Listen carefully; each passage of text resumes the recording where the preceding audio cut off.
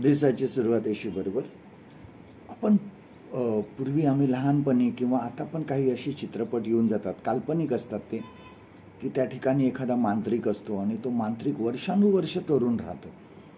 त्याच्याकडे काहीतरी शक्ती असते आणि तो वर्षानुवर्ष तरुण राहतो, तो म्हातारा होत नाही. आणि आपण त्यामध्ये असं दाखवलं जातं की त्याचा जीव जो असतो एखादा पोपटामध्ये असतो किंवा एखाद्या काचेच्या भांड्यामध्ये असतो किंवा एखादा कबुतरामध्ये असतो.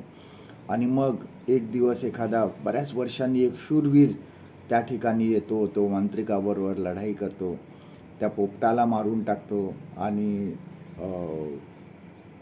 मांत्रिकाचा नाश होतो. आणि मांत्रिकाचा नाश होताना असं हळूहळू दाखवले की तो मांत्रिक हळूहळू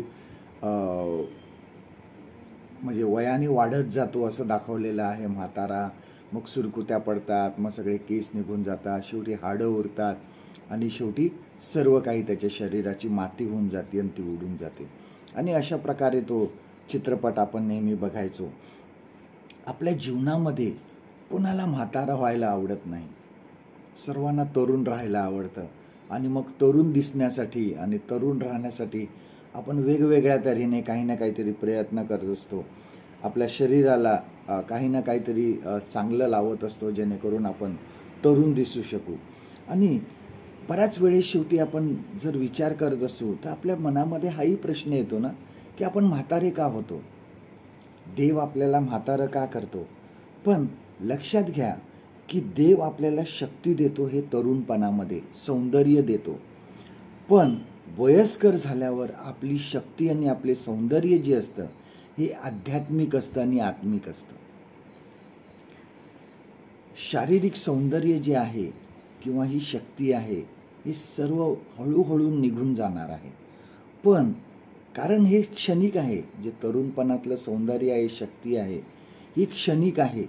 पण आध्यात्मिक आणि जी आत्मिक शक्ती आहे ही कायमची राहणार आहे. आपल्याला सार्वकालिक जीवनामध्ये जायचं आहे. जर आपण ह्या जगिक सौंदर्यामध्येच राहिलो आणि कायमचे जर तरुण राहिलो तर कोणीही जी पृथ्वी आहे, हे जग आहे जे आपलं नाही आहे, त्यामध्येच आपण राहण्याचा प्रयत्न करू. पण आपल्याला जायचं आहे ते सार्वकालिक जीवनामध्ये जायचं. खरं जीवन आपलं त्या ठिकाणी सुरू होणार आहे. आणि म्हणून आज जर आपण तरुण आहोत तर आपण कदाचित वसंत ऋतूमध्ये आहोत, परंतु ज्यावेळेस आपण वयस्कर होतो तर त्यावेळेस आपण कदाचित वर्षाच्या त्या पतझडमध्ये जो ऋतू असतो आपला, पानं गळणारी असतात, ह्या ऋतूमध्ये आहे. पण त्याला सामोरं जा, त्याला सामोरं जा, त्या देवाच्या जवळ जाण्याचा प्रयत्न करा, देवाच्या सान्निध्यामध्ये राहा. तुम्हाला आत्मिकरित्या परमेश्वर बळकट करील, तो त्यावेळेस शक्ती देईल तुम्हाला. जरी आपण कुठल्याही जीवनाच्या ऋतूमध्ये आहे, आपण कसे जीवन जगतो हे महत्त्वाचं आहे. आजचं देवाचं वचन आपल्यासाठी हे आहे, नीतिसूत्र याचा 16वा अध्याय आणि 31वा वचन. Proverbs chapter 16 and verse 31.